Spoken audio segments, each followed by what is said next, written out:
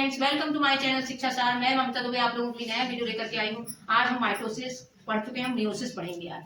तो cell division में दो प्रोसेस होती है। हमने पहले प्रीवियस वीडियो में बता चुके हूँ मैंने कि माइटोसिस हमने पढ़ चुका है, अब मियोसिस पढ़ेंगे हम। तो मियोसिस का वीडियो बनाएंगे अब हम।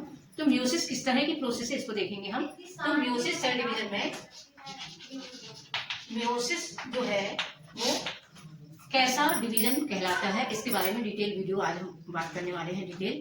तो मियोसिस जो होती है वो दो डिवीजन होते हैं, उसमें डबल डिवीजन चलता है। इसमें मियोसिस में हमने माइटोसिस में देखा था कि एक ही डिवीजन में एक सेल से दो सेल का फॉर्मेशन हो रहा था, लेकिन मियोसिस में एक सेल से चार सेल का बनना होता है। चार सेल बनती हैं, पहले दो सेल बनती है, फिर चार दो और बनती हैं, दोनों सेल बनाती है, तो इस तरह से चार सेल का फॉर्मेशन होता है। तो मियोसिस कैसी प्रोसेस है?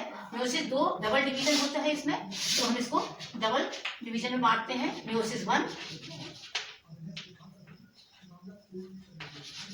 मियोसिस वन और मियोसिस टू। इस तरह से इसमें डबल बार डिवीजन होता है। तो ये कैसी प्रोसेस है? डबल डिवीजन हो गया इसमें, डबल डिवीजन प्रोसेस कहलाती है ये। और इसमें क्या होता है? एक सेल से, एक मदर सेल से चार डॉटर सेल का फॉर्मेशन होता है। एक मदर सेल से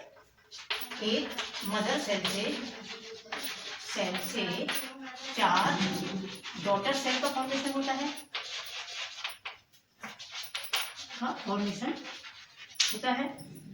अब इसमें क्रोमोसोम का नंबर कैसा होता है? हाफ हो जाता है। मदर सेल के क्रोमोसोम के नंबर से डॉटर सेल के क्रोमोसोम का नंबर आधा हो जाता है। तो मदर सेल का नंबर, मदर सेल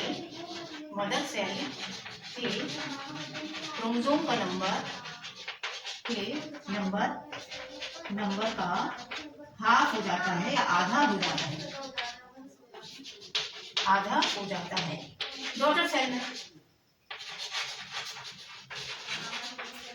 तो मदर सेल में जितने क्रोमोसोम होंगे उसके डॉटर सेल में आधे हो जाते हैं। हमने प्रीवियस वीडियो में भी मैंने बताया था चार्ट बना करके कि किस तरह से एक सेल से चार सेल का फॉर्मेशन होता है और किस तरह से मदर सेल से क्रोमोसोम का नंबर हाफ हो जाता है। तो इस तरह से क्रोमोसोम का नंबर हाफ होने की वजह से ही इसको क्या बोलते हैं? रिडक्शनल डिवीजन बोला जाता है। रिडक्शनल डिवीजन कहा जाता है। ये एक आपकी एक डेफिनेशन हो गई मियोसिस की। तो मियोसिस की डेफिनेशन में ये चार पॉइंट्स आपको लिखने ही पड़ेंगे यदि आपको एग्जाम में पूछा जाता है या कहीं भी पूछा जाता है, तो आपको ये इस तरह से आपको मियोसिस के बारे में बताना होगा। तो ये मियोसिस में इस तरह से एक सेल से चार सेल का बनना होता है। किस तरह से चार सेल बनती है? मान लो ये एक सेल है, एक सेल से पहले फर्स्ट डिवीजन मियोसिस वन में दो सेल का फॉर्मेशन होगा। इस तरह से दो सेल बनेंगी और फिर मियोसिस सेकंड में इस सेल से भी दो सेल बनेंगी, इस सेल से भी दो सेल का फॉर्मेशन होगा। इस तरह से चार सेल का फॉर्मेशन होगा और चारों सेल कैसी होंगी? हैप्लॉइड होंगी। मान लो ये 2n है, ये 2n है, तो ये n होगी, n यही रिडक्शनल डिवीजन हो जाता है। मियोसिस वन में ही जो क्रोमोसोम नंबर होता है वो हाफ हो जाता है और उसके बाद चारों सेल में n मतलब चारों हैप्लॉइड सेल बनती हैं।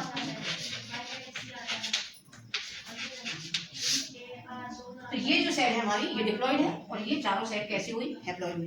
तो हैप्लॉइड सेल का फॉर्मेशन होता है, चार सेल बनती हैं, एक सेल से चार सेल का फॉर्मेशन होता है। इसलिए इसको क्या बोलते हैं हम? क्रोमोसोम नंबर का हाफ हो जाना या रिडक्शनल डिवीजन कहलाता है, मियोसिस रिडक्शनल डिवीजन। तब ये जो क्रोमोसोम का नंबर हाफ होता है इसको हम देखेंगे ये किस तरह से डिप्लॉइड सेल है और फिर ये हैप्लॉइड में कैसे ट्रांसफर होती है, हैप्लॉइड सेल कैसे बनती है, इसको हम देखने वाले हैं, आगे देखेंगे। चलिए, तो मियोसिस वन, सबसे पहले तो हम इसका चार्ट बनाते हैं, कुछ समझ लेते हैं थोड़ा सा हम।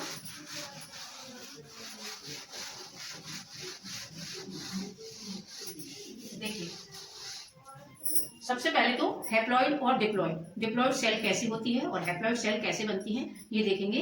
ये किस सेल में पाया जाता है मियोसिस? जर्म सेल में। ये जर्म सेल में होता है और या जनन कोशिकाओं में, जनन सेल में होता है, मतलब रिप्रोडक्टिव ऑर्गन जो होते हैं हमारे, रिप्रोडक्टिव सेल जो होती हैं उनमें ये मियोसिस की प्रोसेस चलती है और उन्हीं सेल में होता है। तो रिप्रोडक्टिव सेल से हम क्या तात्पर्य, हमारे किसी भी जीव को बनने के लिए दो सेल्स की आवश्यकता होती है। जैसे कोई जीव का फॉर्मेशन जब होता है तो एक ओवम होता है, फीमेल में ओवम बनता है और मेल में स्पर्म बनते हैं। तो मेल में स्पर्म का फॉर्मेशन होता है और फीमेल में ओवम का फॉर्मेशन होता है, ओवम। तो ये दोनों मिलकर के क्या बनाते हैं, जाइगोट बनाते हैं। जाइगोट बनाते हैं ये स्पर्म और ओवम मिलकर के किसी जीव में दोनों मिलकर के जाइगोट का फॉर्मेशन करते हैं। इसी तरह प्लांट में भी होता है। प्लांट में एंथर में जो पोलन ग्रेन बनते हैं और ओवरी से जो एग बनता है वो दोनों मिलकर के क्या बनाते हैं, जाइगोट बनाते हैं। तो इस तरह से उनमें भी रिप्रोडक्टिव सेल में ही सेक्सुअल रिप्रोडक्शन जब होता है तो उसमें भी दो गैमीट बनते हैं। ये एक गैमीट है आपका और ये दूसरा गैमीट है। ये दोनों गैमीट का फॉर्मेशन जब होता है तो दोनों गैमीट के फॉर्मेशन के बाद इन दोनों के रिप्रोडक्टिव फर्टिलाइजेशन के बाद जाइगोट बनता है। तो ये स्पर्म और ओवम ये दोनों का बनना ही किस तरह से बनते हैं, ये मियोसिस के थ्रू बनते हैं। मियोसिस के द्वारा ओवम का फॉर्मेशन होता है और स्पर्म का फॉर्मेशन होता है। इसी को हम क्या बोलते हैं, स्पर्मेटोजेनेसिस और oogenesis। तो oogenesis की प्रोसेस और स्पर्मेटोजेनेसिस की प्रोसेस। स्पर्मेटोजेनेसिस में स्पर्म का फॉर्मेशन होगा और oogenesis में ओवम का फॉर्मेशन होगा। तो ये दोनों ही प्रोसेस जो होती हैं वो किसका फॉर्मेशन करती हैं, गैमीट बनाती हैं। तो इसी को हम क्या बोलते हैं, इस पूरी प्रोसेस को बोला जाता है गैमेटोजेनेसिस। गैमेटोजेनेसिस आपको समझ में आया होगा कि स्पर्मेटोजेनेसिस और oogenesis मिलकर के किसका फॉर्मेशन करते हैं, गैमीट का। इसी प्रोसेस को हम बोलते हैं गैमेटोजेनेसिस। तो ये दोनों ही कैसे होते हैं, ये हैप्लॉइड होते हैं, एन और ये भी एन, ये दोनों एन मिलकर के क्या बनाते हैं, जाइगोट टू एन। तो ये जाइगोट जो है, पहली सेल जो बॉडी को बनाने वाली है, ये कैसी होती है, डिप्लॉइड होती है। अब इस जाइगोट से क्या बनेगा, एम्ब्रियो। एम्ब्रियो बनेगा, वो भी 2n होगा। फिर इसके बाद आपकी बॉडी का फॉर्मेशन होगा, बॉडी बनेगी। तो बॉडी भी हमारी कैसी है, 2n।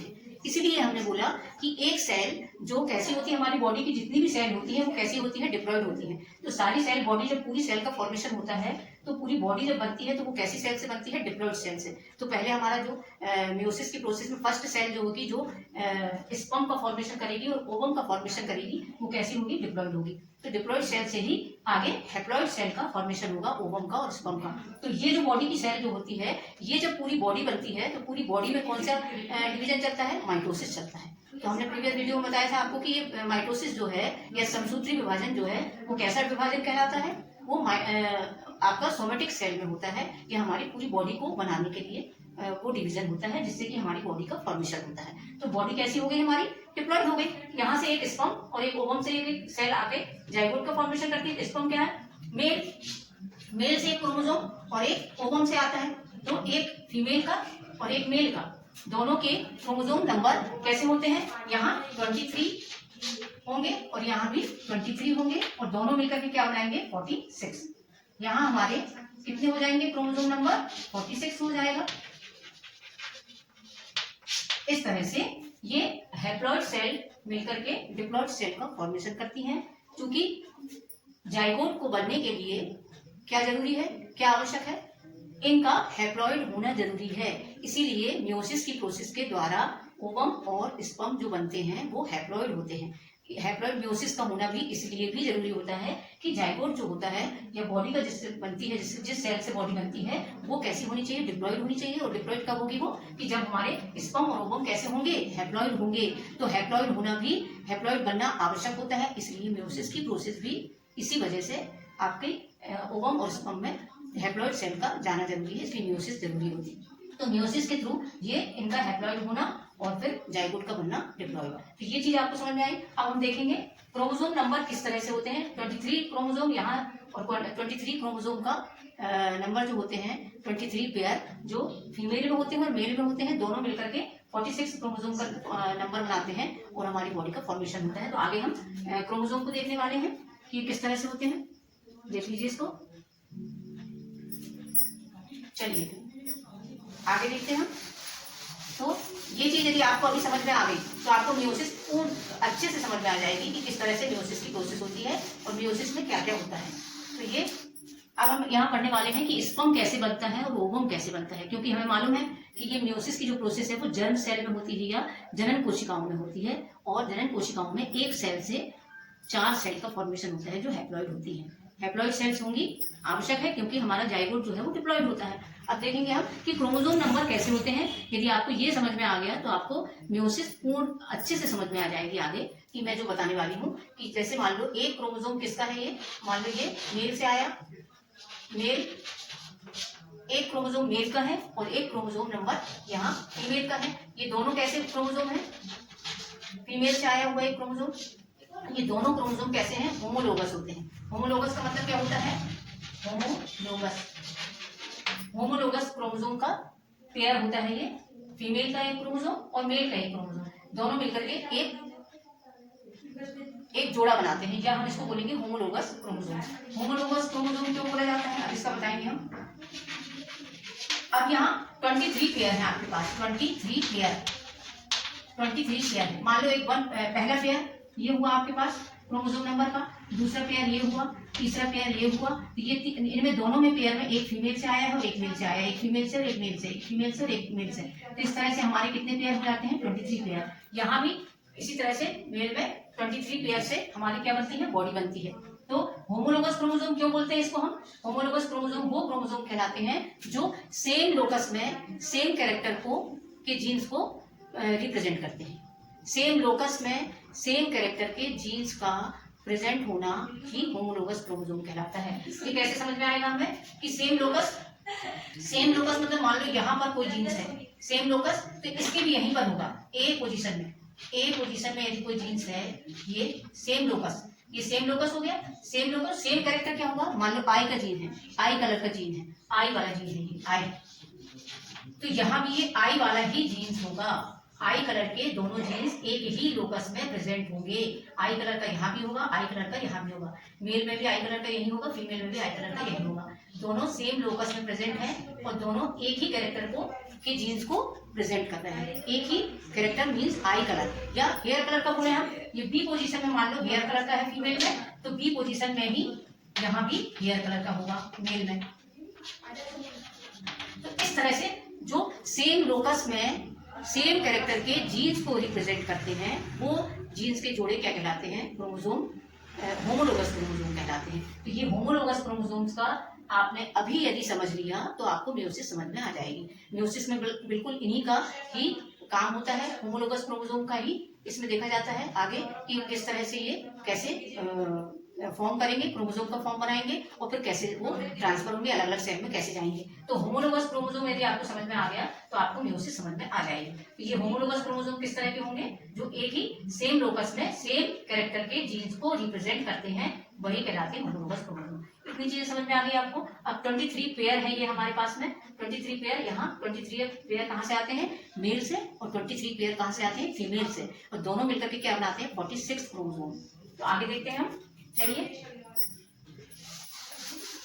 अब क्या होगा, माइटोसिस में क्या हुआ था आपको समझ में आया था।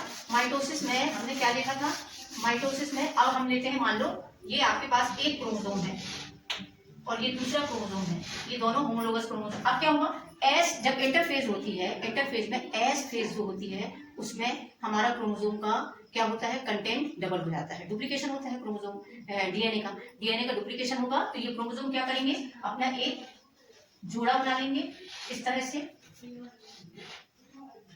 यहां भी बन जाएगा एक और इस तरह से, लेकिन इनके सेंट्रोमियर जो है, ये सेंट्रोमियर एक ही होगा।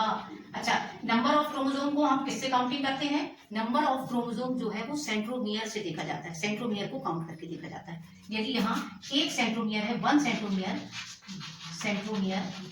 तो ये एक क्रोमोसोम कहलाएगा, एक क्रोमोसोम। यदि मैं इस तरह से बनाती हूँ, यहाँ भी एक सेंट्रोमियर है, वन सेंट्रोमियर, इसको भी हम क्या बोलेंगे, एक क्रोमोसोम, वन क्रोमोसोम कहा जाएगा ये। तो ये सेंट्रोमियर के नंबर से हम क्रोमोसोम की काउंटिंग करते हैं। क्रोमोसोम का सेंट्रोमियर यदि डबल हो जाता है, टूट जाता है, तो वो दो क्रोमोसोम का फॉर्मेशन कर लेता है। मतलब ये यदि यहाँ से टूट करके डबल हो गया, मान लो एक क्रोमोसोम इसमें आ गया और एक क्रोमोसोम इसमें आ गया, इस तरह से। जैसे हमने माइटोसिस में देखा था कि ये जो एक क्रोमेटिड्स है, ये एक सिंगल क्रोमोसोम है, इसको हम क्या बोलते हैं, वन क्रोमेटिड्स, और इसे भी हम बोलेंगे क्रोमेटिड्स। तो ये हम कितने हैं, हमारे पास 2 क्रोमेटिड्स हैं, तो ये दोनों क्रोमेटिड्स क्या हो जाते हैं, टूट करके अलग हो जाते हैं और अलग अलग क्रोमोसोम का फॉर्म, अलग अलग क्रोमोसोम बना लेते हैं। तो इस तरह से सेंट्रोमियर अलग अलग हो जाता है, डबल हो जाता है सेंट्रोमियर। तो ये दोनों क्रोमोसोम कहलाते हैं, ये भी क्रोमोसोम है, ये भी क्रोमोसोम है, क्योंकि इनका सेंट्रोमियर सेपरेट हो गया, यहाँ से टूट करके डबल हो गए सेंट्रोमियर, दोनों में सेंट्रोमियर है। तो ये एक एक सिंगल सिंगल क्रोमोसोम है, इनको भी हम क्या बोलेंगे, एक एक क्रोमोसोम बोलेंगे। तो माइटोसिस में हमारे साथ क्या हुआ था, माइटोसिस में ये दोनों क्रोमेटिड्स टूट जाते हैं, दोनों अलग अलग हो जाते हैं। इस तरह से इनमें कैसा होता है, एक क्रोमोसोम इस तरफ हो जाता है और एक क्रोमोसोम इस तरफ चला जाता है और एक सेल यहाँ बन जाती है और एक सेल यहाँ बन जाती है। तो इस तरह से 2 सेल का फॉर्मेशन हो जाता है, 2 सेल बन जाती है। ये हुआ था हमारा माइटोसिस में। माइटोसिस में हमने देखा था ना, इसी तरह से हुआ था।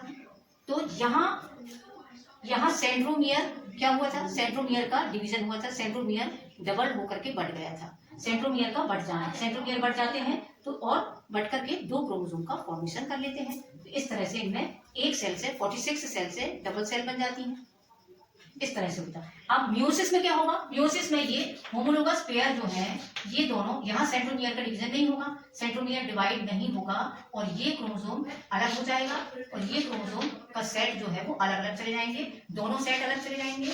इस तरह से एक सेट यहाँ चला जाएगा, एक सेट यहाँ चला जाएगा और ये एक सेल का फॉर्मेशन हो जाएगा। तो ये क्या होगा, 23 एक पेयर है ये, तो यहाँ पर क्या हो जाएंगे, यहाँ 46 थे, यहाँ 23। इस तरह से हमने अभी एक क्रोमोसोम में बताया है आपको, ऐसे ही 23 पेयर जो होते हैं उनमें चलता है मियोसिस। तो इस तरह से अलग अलग क्रोमोसोम का जो जोड़े होते हैं वो अलग अलग हो जाते हैं और इस तरह से 46 से वो 23 2 सेल का फॉर्मेशन करते हैं। फिर यही 2 सेल किस तरह से 4 सेल में कन्वर्ट होती है, या मियोसिस पढ़ते रहेंगे हम, मियोसिस की प्रोसेस पढ़ेंगे, उसमें आपको समझ में आ जाएगा। तो ये किस तरह से आपको डिवीजन समझ में आया। माइटोसिस में क्या हुआ, क्रोमेटिड्स अलग हो गए और सेंट्रोमियर विभाजित हो गया या डिवाइड हो गया। सेंट्रोमियर के डिवाइड होने से 2 सेल का फॉर्मेशन हुआ और यहाँ 2 जोड़े के डिवाइड होने से 2 सेल का फॉर्मेशन हुआ। ये मियोसिस होती है और ये माइटोसिस होती है। समझ में आई ये बात। तो माइटोसिस और मियोसिस में ये अंतर होता है, क्रोमोसोम के नंबर का यहाँ पर हाफ हो जाना और यहाँ क्रोमोसोम का नंबर का हाफ नहीं होता है। क्रोमोसोम के क्रोमेटिड्स अलग अलग हो जाते हैं और सेंट्रोमियर डबल हो जाता है। तो इस तरह से 46 क्रोमोसोम जो है वो 46 ही अगली सेल में चले जाते हैं। तो इस तरह से 46 मिला के 2 सेल में, मदर सेल में 46 हैं तो डॉटर सेल में भी 46 होंगे और यहाँ हाफ हो जाना, 46 मदर सेल में है तो डॉटर सेल में 23 क्रोमोसोम का नंबर का हाफ हो जाना होता है। तो इस तरह से आपको क्रोमोसोम का नंबर समझ में आया, होमोलोगस क्रोमोसोम समझ में आए। आगे हम मियोसिस को पढ़ने वाले हैं। तो मियोसिस में ये चीजें जो हमने बताए हैं आपको, ये अब हमें लगेंगी, इसलिए मैंने पहले ही इनको समझा दी कि किस तरह से होता है मियोसिस में। तो ये चीज समझ में आ गई आपको, तो मियोसिस समझ में आ जाएगी क्लियरली अच्छे से। चलिए तो मियोसिस के हम थोड़ा सा चार्ट देखते हैं किस तरह से होता है। आगे हम चार्ट देखते हैं।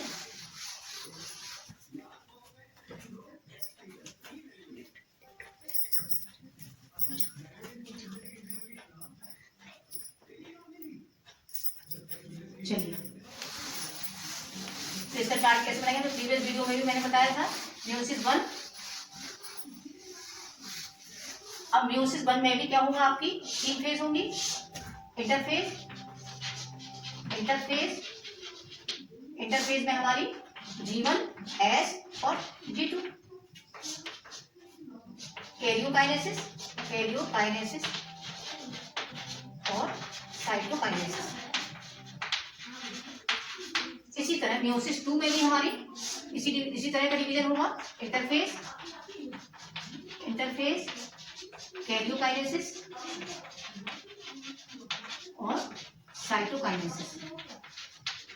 तो मियोसिस 1 में भी हमारी ये 3 प्रोसेस होंगी, मियोसिस 2 में भी ये तीनों प्रोसेस होंगी। तो हमने जो माइटोसिस में जो प्रोसेस पढ़ा है, इंटरफेज को हमने माइटोसिस में पढ़ा चुके हैं, तो हम इंटरफेज यहाँ नहीं पढ़ेंगे। इंटरफेज आपकी एज इट इज रहेगी, जैसे माइटोसिस में थी वैसे ही मियोसिस में भी होगी। G1 फेज उसमें क्या होता है, S फेज उसमें क्या होता है और G2 फेज में क्या होता है, ये सब माइटोसिस के जैसे ही होगा मियोसिस में भी। तो इंटरफेज को हम यहाँ नहीं पढ़ेंगे। कैरियोकाइनेसिस, यहाँ भी कैरियोकाइनेसिस को पढ़ेंगे हम, जिसमें हमारा न्यूक्लियस का डिवीजन होता है यहाँ, और यहाँ हमारा साइटोप्लाज्म का डिवीजन होता है। इसी तरह से कैरियोकाइनेसिस यहाँ भी न्यूक्लियस का डिवाइड होगा और यहाँ साइटोकाइनेसिस में सेल का डिवीजन होगा। तो इंटरफेज जो होती है इसमें ज्यादा समय के लिए नहीं आती है, ये कम टाइम के लिए आती है, कम टाइम के लिए आती है, कम टाइम के लिए आती है और जस्ट साइटोकाइनेसिस के बाद कैरियोकाइनेसिस शुरू हो जाती है। इंटरफेज इसमें बहुत लंबी नहीं चलती है, बहुत शॉर्ट टाइम के लिए होती है और इसमें कोई परिवर्तन नहीं होता है। जैसे यहाँ इंटरफेज में परिवर्तन होता है, यहाँ नहीं होता है सेकेंड मियोसिस में। सेकेंड मियोसिस में थोड़ा सा कम टाइम के लिए ये प्रोसेस होती है, उसके बाद कैरियोकाइनेसिस शुरू हो जाती है। ये देखेंगे हम आगे। तो कैरियोकाइनेसिस में हमारी कौन कौन सी प्रोसेस है? फर्स्ट है आपकी प्रोफेज। प्रोफेज बहुत लंबी स्टेज है, ये 5 स्टेजेस में डिवाइड होती है। कौन कौन सी? पहली है लेप्टाटीन, दूसरी जाइगोटीन, तीसरी है पैकिटीन, डिप्लोटीन और डाइकाइनेसिस। अब इनको आप किस तरह से याद करेंगे? लेप्टाटीन जैसे भी आपको याद करना हो इसका बना करके, बहुत लोग बनाते हैं, ला जरा पानी दे दे, ला जरा पानी दे दे। लेप्टाटीन, जाइगोटीन, पैकिटीन, डिप्लोटीन, डाइकाइनेसिस। तो ये आप अपने फॉर्मूला बना करके इसको याद कर लीजिए, याद हो जाएगा। इसके बाद हमारी प्रोफेज 1, इसको हम 1 बोलेंगे, कैरियोकाइनेसिस 1 कहलाती है ये। तो ये प्रोफेज 1 कहलाएगी। इसी तरह से मेटाफेज 1, एनाफेज 1 और टीलोफेज 1। इस तरह से इसका मियोसिस 1 की प्रोसेस जो होती है वो इस तरह से होगी। ये जो प्रोसेस है ये बस एक्स्ट्रा होती है, बाकी इसमें कैरियोकाइनेसिस में आपकी सीधे सीधे prophase 2nd, metaphase 2nd, anaphase 2nd और टीलोफेज 2nd। इस तरह से होगा। तो ये आपका चार्ट है, इसे आप याद कर लीजिए। ये चार्ट यदि आपने याद कर लिया तो आपको मियोसिस बन जाएगी। देख लीजिए इसको नोट कर लीजिए। अब इसके बाद हम पढ़ेंगे, शुरू से हम इंटरफेज को छोड़ करके हम कैरियोकाइनेसिस की प्रोफेज 1 से हम इससे आगे की प्रोसेस पढ़ेंगे। चलिए इसको आप नोट कर लीजिए, देख लीजिए।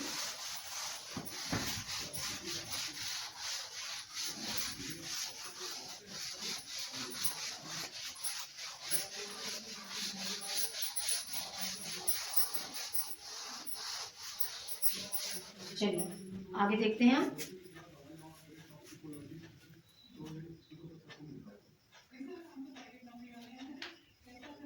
मियोसिस में देखने वाले हैं कि अब इंटरफेज हम जाए माइटोसिस में पढ़ चुके हैं, एज इट इज रहेगी, हम उसको नहीं पढ़ेंगे। हम कैरियोकाइनेसिस देखेंगे यहाँ पर। मियोसिस 1 में कैरियोकाइनेसिस है। प्रोफेज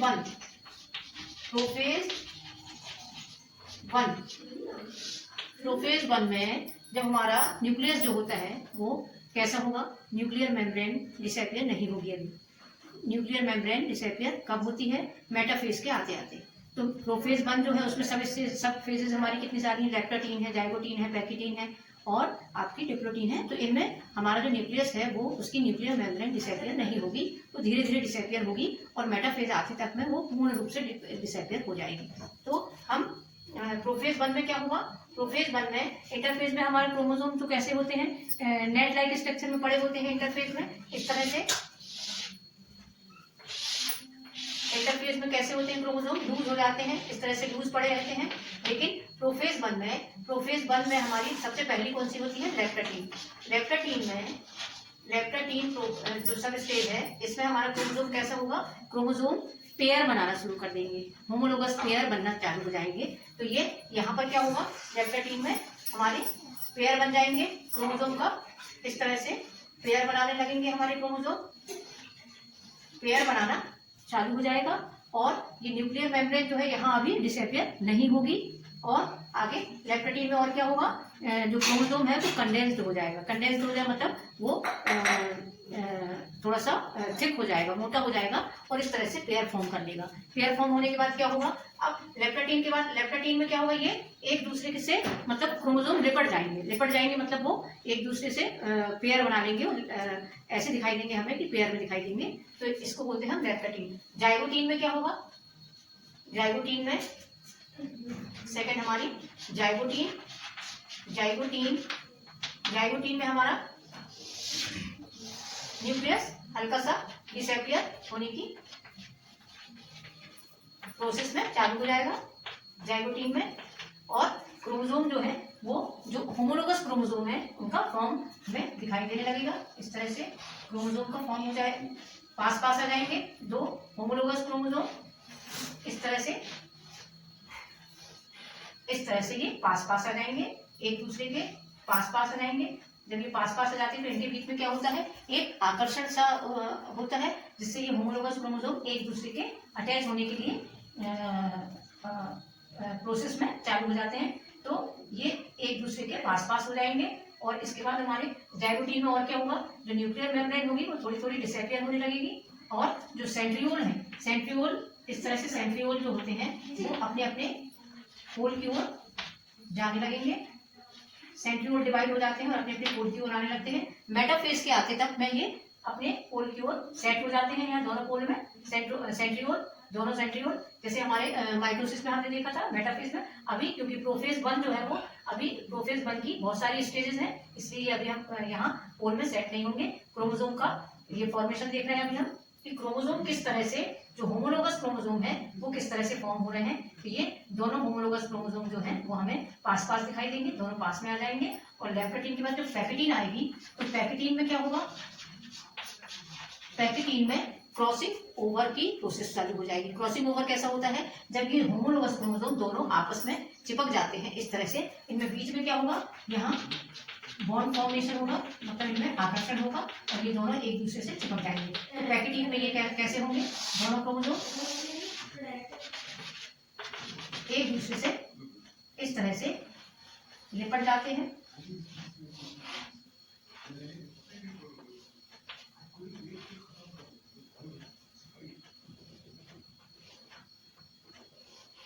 ऐसे दिखाई देने लगेंगे। अभी यहाँ कैसे दिखाई दे रहा है आपको, बाइवेलेंट। अब यहाँ ये हमें 4 क्रोमेटिड्स अलग दिखाई देंगे, 1 2 3 4 क्रोमेटिड्स दिखाई देंगे। इसको टेट्रावैलेंट पोजीशन भी, टेट्रावैलेंट पोजीशन भी कहा जाता है। यहाँ टेट्रावैलेंट पोजीशन होगी, दोनों का एक दूसरे से के ऊपर ओवरलैप हो जाना। पैकेटीन में ये दोनों एक दूसरे के ओवरलैप हो जाएंगे, इस तरह से ओवरलैप हो जाते हैं। तो हमें 4 क्रोमेटिड्स दिखाई देते हैं, 4 क्रोमेटिड्स 4 क्रोमेटिड्स दिखाई देते हैं, इसलिए इसको टेट्रावैलेंट भी कहते हैं। ये पोजीशन इस तरह से भी होती है, जैसे ये आपके क्रोमोसोम है इस तरह से भी दिखाई देंगे, ऐसे इस तरह से 4 क्रोमेटिड्स दिखाई देते हैं,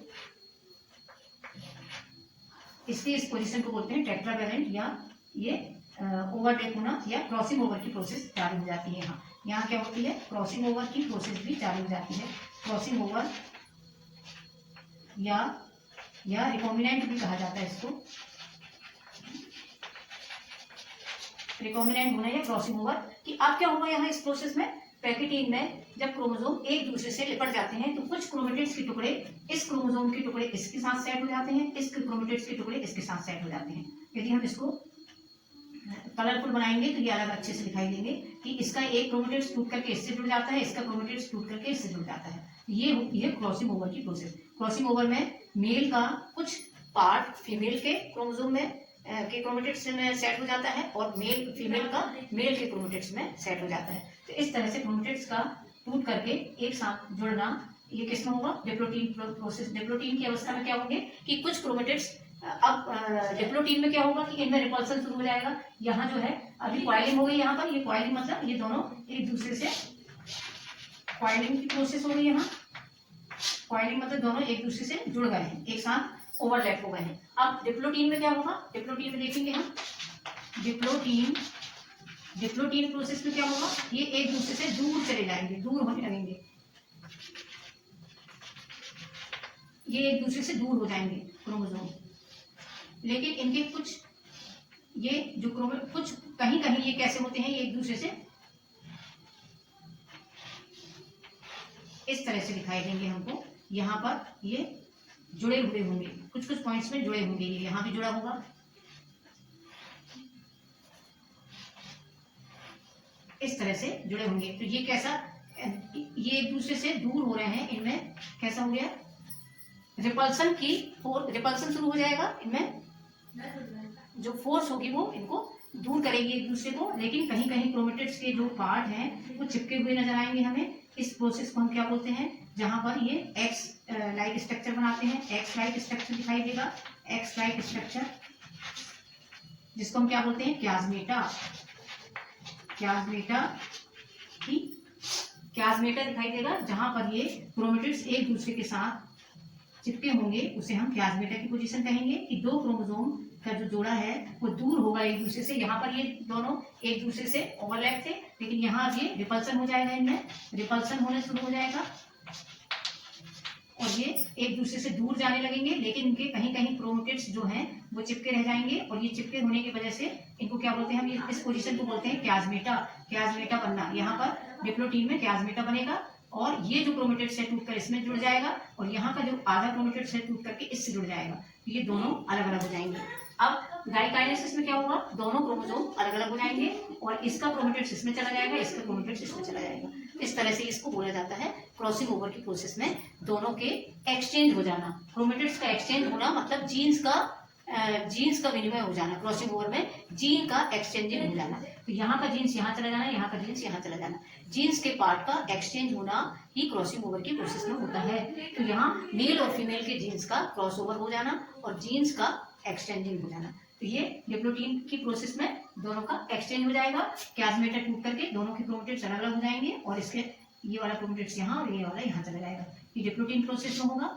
पैक्टिन में ये एक दूसरे से बॉन्डिंग बनाएंगे। अब डाइकाइनेसिस में क्या होगा, डाइकाइनेसिस को देखते हैं हम।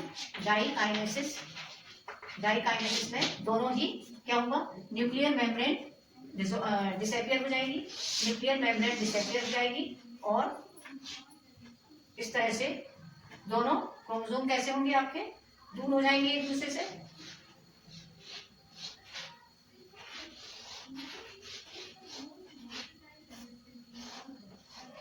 इस तरह से ये दूर दूर हो जाएंगे, इस तरह से दूर दूर हो जाएंगे।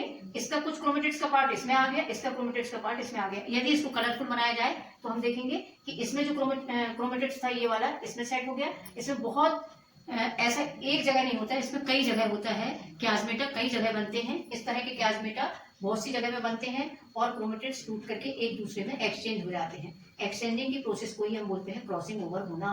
क्रॉसिंग ओवर में जीन्स का एक्सचेंज होना और इस तरह से ये अलग अलग दूर दूर हो जाएंगे डाइकाइनेसिस में। अब इसके बाद आपकी न्यूक्लियर मेम्ब्रेन डिसअपियर हो जाती है। होने के बाद मेटाफेज स्टेज आएगी। प्रोफेज के बाद हमारी मेटाफेज 1 आएगी। मेटाफेज में क्या होंगे, ये दोनों एक इक्वेटर लाइन में अरेंज हो जाएंगे। चलिए तो हम ये देखते हैं, ये प्रोफेज की चारों स्टेज आपने देखा। लेप्टाटीन में होमोलोगस क्रोमोसोम का सेट होना, जाइगोटीन में ये पास पास आना, इनमें बॉन्डिंग दोनों एक दूसरे के पास होना, मतलब इनमें बॉन्ड फॉर्म होने लगता है दोनों। और यहाँ पैकेटीन में ये एक दूसरे से लिपट जाते हैं और डिप्लोटीन में ये क्याजमेटा बनता है या एक्स लाइक स्ट्रक्चर बनता है और इसी को हम क्याजमेटा बोलते हैं। और इसमें क्रोमेटिड्स का टूट करके एक्सचेंज होना, जीन्स का एक्सचेंज होना और डाइकाइनेसिस में ये दोनों एक दूसरे से दूर दूर चले जाते हैं। अब हम मेटाफेज 1 में आएंगे। प्रोफेज 1 हमारी कंप्लीट हो गई। देख लीजिए इसको। मेटाफेज 1 में क्या होगा, चलिए मेटाफेज देखते हैं।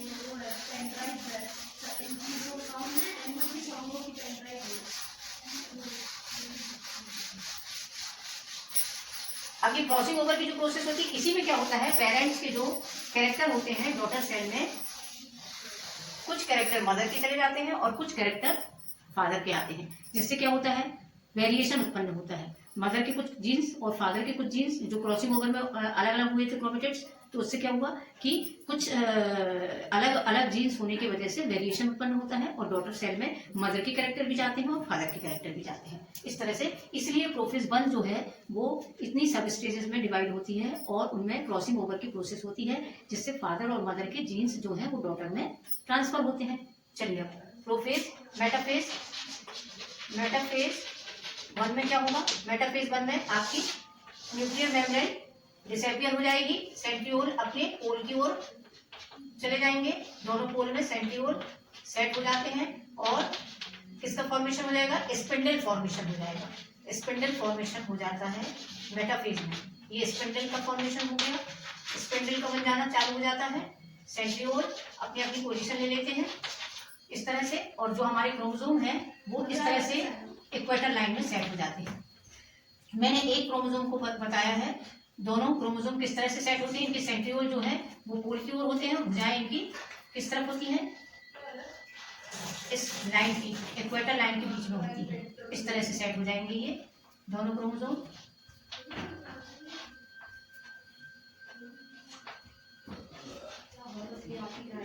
ऐसे इक्वेटर लाइन में सेट हो जाते हैं और ये इस तरह से सेंट्रियोल को स्पिंडल फॉर्मेशन, स्पिंडल जो है वो सेंट्रियोल को इस तरह से अपनी ओर खींचता है और ये भुजाएं जो होती हैं वो इस तरफ होती हैं इक्वेटर लाइन की ओर। इनको हम थोड़ा सा और चेंज बनाते हैं, यहाँ थोड़ा सा गड़बड़ हो गया, इस तरफ की ओर बनाएंगे, ऐसे ऐसे बनाएंगे, ऐसे सेंट्रियोल को इस तरफ पोल की ओर होता है सेंट्रियोल, और भुजाएं जो होती है क्रोमेटिड्स जो होते हैं वो इक्वेटर लाइन की ओर होते हैं। इस तरह से अब ये क्या होंगे? क्रोमोसोम के होमोलोगस क्रोमोसोम के सेट जो है वो अब एनाफेज में क्या होंगे? ये पोल की ओर पूर्ण रूप से पोल की ओर चले जाएंगे। ये अभी इक्वेटर लाइन के बीच में है। ये मेटाफेज स्टेज में सबसे स्पष्ट दिखाई देते हैं दोनों होमोलोगस क्रोमोसोम। मेटाफेज में हमें स्पष्ट रूप से मोटे थिक होते हैं और कैसे होते हैं? स्पष्ट दिखाई देते हैं। चलिए मेटाफेज के बाद आती है हमारी एनाफेज। एनाफेज में कैसा होगा हमारा? एनाफेज 1 में ये दोनों अपने अपने पोल की ओर चले जाएंगे। ये सेंट्रियोल है, इक्वेटर लाइन से दूर चले जाएंगे, ये इस तरफ चला जाएगा, ये इस तरफ आ जाएगा।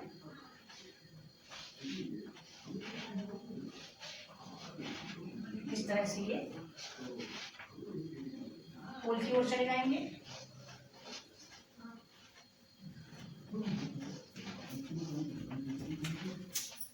ऐसा ये एनाफेज स्टेज में दोनों क्रोमोसोम पोल की ओर अपने अपने पोल की ओर ट्रांसफर हो गए अलग अलग। एनाफेज स्टेज में क्या क्या होगा? एनाफेज में दोनों अलग अलग पोल की ओर चले जाएंगे, इक्वेटर लाइन से दूर हो जाएंगे और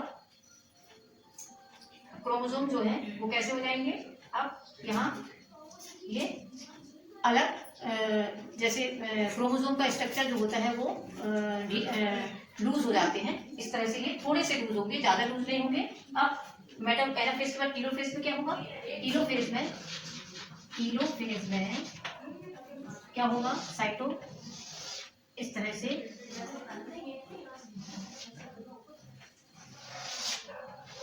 टीलोफेज में इस तरह से ये दोनों क्रोमोसोम के सेट जो है वो ऐसे दिखाई देंगे हमें,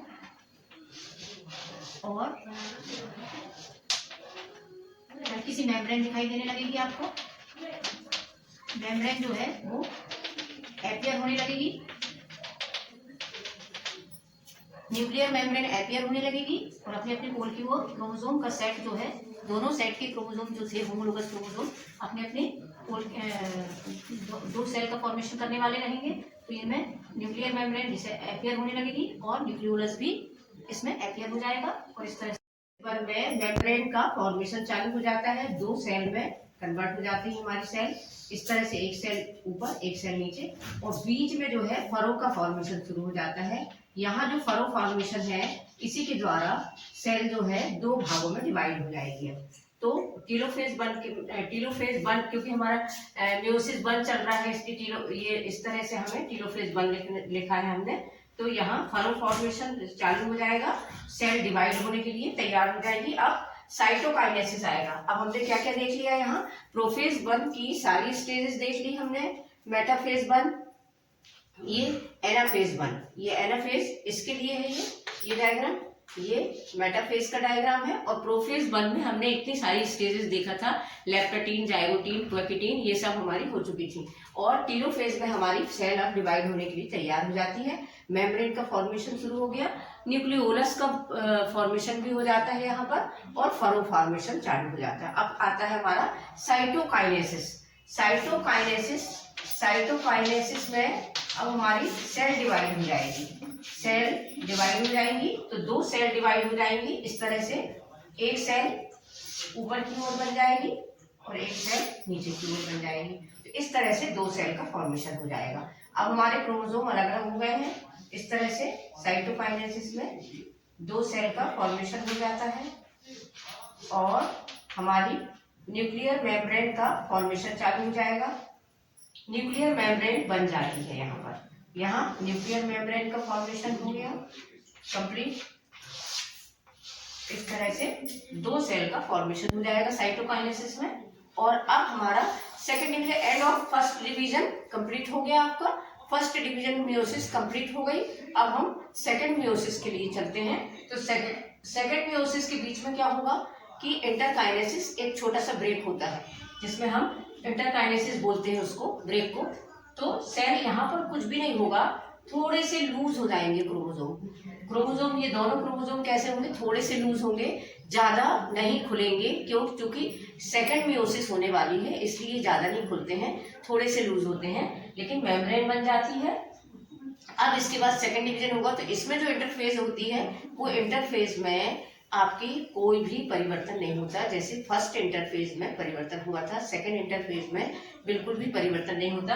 अब एज इट इज ये सेल जो है, एक सेल से यहाँ 2 सेल बनेंगी, इस सेल से भी 2 सेल का फॉर्मेशन होगा। तो हम सेकंड मियोसिस पे चलते हैं। फर्स्ट मियोसिस हमारा यहाँ कंप्लीट होता है साइटोकाइनेसिस के साथ। आप देख लीजिए इसके डायग्राम सारे, इस तरह से हमने फर्स्ट मियोसिस हमारी कंप्लीट हो जाती है। अब हम सेकंड मियोसिस में चलते हैं। तो सेकंड मियोसिस में क्या होगा, सबसे पहले आपका प्रोफेज सेकंड, तो सबसे पहले प्रोफेज सेकंड आएगी इसकी स्टेज। अब यहाँ बिल्कुल एज इट इज कैसा होगा, माइटोसिस जैसा होगा। माइटोसिस का वीडियो आपने मेरा देखा होगा, पिछला वीडियो मैंने माइटोसिस का वीडियो जो बनाया है, माइटोसिस के जैसा डिवीजन होता है यहाँ पर मियोसिस सेकंड में। क्यों? क्योंकि यहाँ हमारा रिडक्शनल डिवीजन हो चुका है।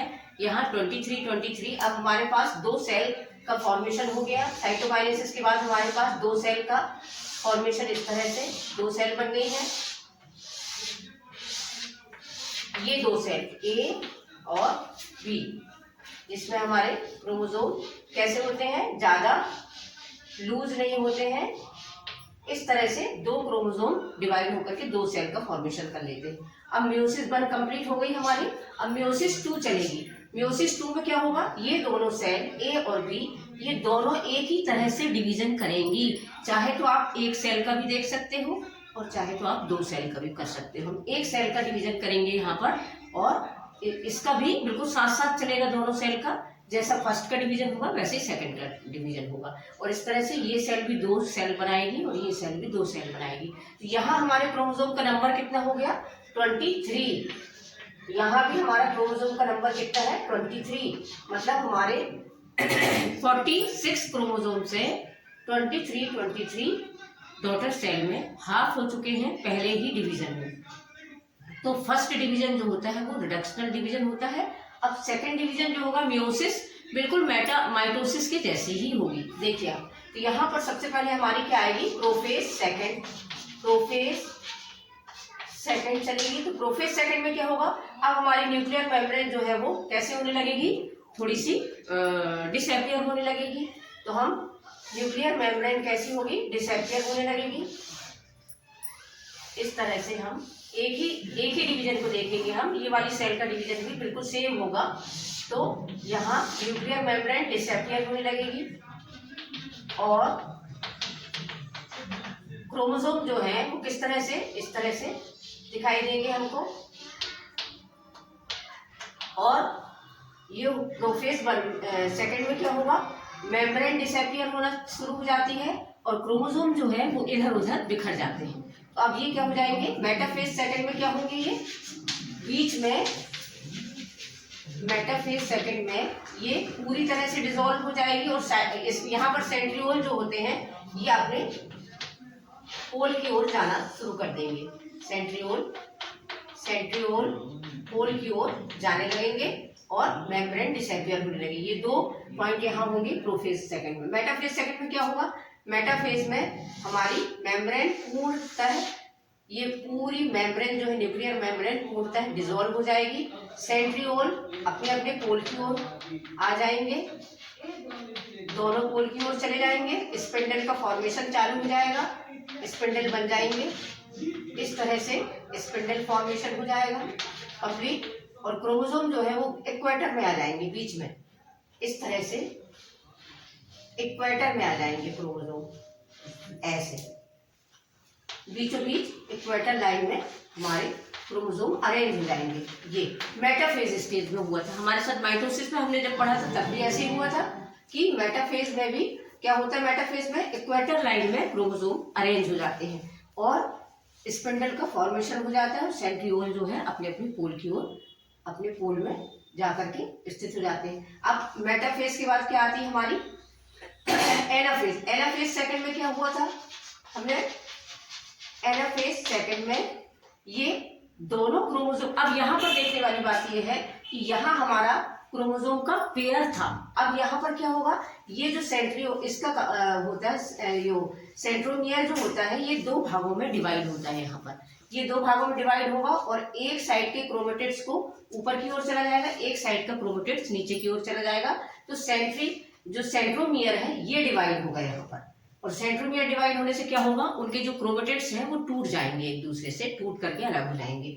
इस तरह से एनाफेज सेकंड में किस तरह से होगा, ऐसे ये इक्वेटर लाइन से ये सेंट्रोमियर डिवाइड होगा, इस तरह से सेंट्रोमियर डिवाइड हो गया। तो ये एक सेंट्रोमियर एक क्रोमेटिड्स को लेकर के इस तरफ चला जाता है, एक सेंट्रोमियर इस तरफ आ जाता है। ये इस तरह से ये दोनों अपनी अपनी पोल की ओर चले जाते हैं इस तरह से। तो ये एनाफेज में दोनों क्रोमेटिड्स जो है वो टूट जाते हैं, डिवाइड हो जाते हैं, क्योंकि सेंट्रोमियर डिवाइड होता है। सेंट्रोमियर का डिवीजन जो होता है वो एनाफेज में होता है। डिवीजन होने के बाद दोनों क्रोमेटिड्स अलग अलग हो जाते हैं। तो ये जो क्रोमेटिड्स अलग अलग हो गए हैं, अब इनकी संख्या को हम सेंट्रोमियर की संख्या के आधार पर काउंट करते हैं। एक सेंट्रोमियर यहाँ पर भी है, एक सेंट्रोमियर यहाँ पर भी है, तो ये भी 1 कहलाएगा, ये भी। इसी तरह से हमारे 23 एज इट इज 23 ही रहेंगे। क्रोमोसोम नंबर कैसा रहेगा, यहाँ पर 23 ही रहेगा। 23 क्रोमोसोम इधर भी जाएंगे और 23 क्रोमोसोम नीचे भी। तो इस तरह से एनाफेज सेकंड में सेंट्रोमियर का डिवीजन होने से क्रोमेटिड्स अलग अलग हो जाते हैं और हमारा जो क्रोमोसोम नंबर है वो एज इट इज रहता है, जैसे माइटोसिस में हुआ था क्रोमोसोम नंबर। तो यहाँ क्रोमोसोम नंबर का चेंजेस नहीं होगा क्योंकि सेंट्रोमियर डिवाइड हुआ। अब एनाफेज के बाद आती है हमारी टीलोफेज। टीलोफेज में बस वही होगा सेकंड में, फिर से अब यहाँ फरो का फॉर्मेशन शुरू हो जाएगा, सेल डिवाइड होना चालू हो जाएगी इस तरह से। ये सेल ये इधर आ गए, यहाँ भी न्यूक्लियर मेम्ब्रेन का फॉर्मेशन चालू हो जाएगा, न्यूक्लियर मेम्ब्रेन बनना चालू हो जाएगी टीलोफेज सेकंड में, और एक सेल से 2 सेल का फॉर्मेशन चालू हो जाएगा। यहाँ फरो फॉर्मेशन चालू हो जाएगा, फरो का फॉर्मेशन चालू हो जाएगा, फरो फॉर्मेशन। मैं बार बार नहीं बताऊंगी, प्लांट में सेल प्लेट का फॉर्मेशन होता है, सेल प्लेट के द्वारा होता है, मैंने माइटोसिस में पढ़ा चुका है ये, और एनिमल में फरो फॉर्मेशन होता है। तो यहाँ सेल डिवाइड हो जाएगी। अब यहाँ साइटोकाइनेसिस के द्वारा क्या होगा, साइटोकाइनेसिस में सेल डिवाइड हो जाएगी, 2 सेल में डिवाइड हो जाएगी ये दोनों सेल। इस तरह से क्रोमोसोम की संख्या कितनी रहेगी, यहाँ इस सेल में भी 23 और इस सेल में भी 23 समझ में आया आपको ये डिवीजन? साइटोकाइनेसिस में 2 सेल का फॉर्मेशन हो जाएगा, एक सेल से 2 सेल बन गई और इसमें भी संख्या कितनी रहेगी? 23 ही रहेगी, यहाँ भी 23 रहेगी। तो एज इट इज हमारी क्रोमोसोम का नंबर जो है वो चेंज नहीं हुआ। यहाँ भी 23 था, यहाँ भी 23 है, दोनों सेल में 23। तो यहाँ रिडक्शनल डिवीजन नहीं होता है, फर्स्ट मेयोसिस में रिडक्शनल डिवीजन होता है। तो यहाँ 23। अब इस सेल से भी क्या होगा? इस सेल में भी इसी तरह से डिवीजन चलेगा, prophase second, metaphase second, anaphase और फिर टीलोफेज और साइटोकाइनेसिस। तो यहाँ डायरेक्ट हम बता देते हैं, इसमें यहाँ भी 2 सेल का फॉर्मेशन हो जाएगा इसी तरह से। इस तरह से 2 सेल बन जाएंगी। तो एक सेल से आपको 2 सेल से कितने सेल का फॉर्मेशन हुआ? 4 सेल बन गई आपके पास। इसमें भी 23 होंगे क्रोमोसोम नंबर, इसमें भी 23 होंगे। तो सभी सेल में 23 क्रोमोसोम नंबर होंगे। तो इस तरह से एक सेल से 4 सेल का फॉर्मेशन होता है मियोसिस में। तो ये समझ में आया आपको मियोसिस के सेकंड में किस तरह से हमें 4 सेल का फॉर्मेशन मिला। ये 2 सेल बनी, 2 सेल के बाद इन दोनों सेल से 2 सेल का फॉर्मेशन हुआ। तो इस तरह से आप देख लीजिए हमारी मियोसिस सेकंड भी कंप्लीट होती है यहाँ।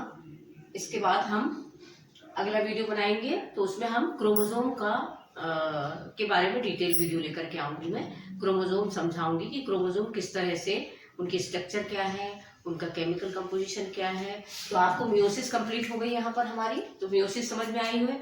यदि जिसको और कुछ भी पूछना है तो वो कमेंट्स कर सकता है। यदि मेरा वीडियो आप लोगों को अच्छा लगता है तो आप इसको शेयर करिए, लाइक करिए और सब्सक्राइब जरूर करिए कि अगला वीडियो आपको जल्द ही उसका नोटिफिकेशन मिल जाए। तो ये यहाँ पर यदि कोई दिक्कत होती है आपको तो मुझसे आज कमेंट्स करके आप पूछ सकते हैं। थैंक यू बच्चों।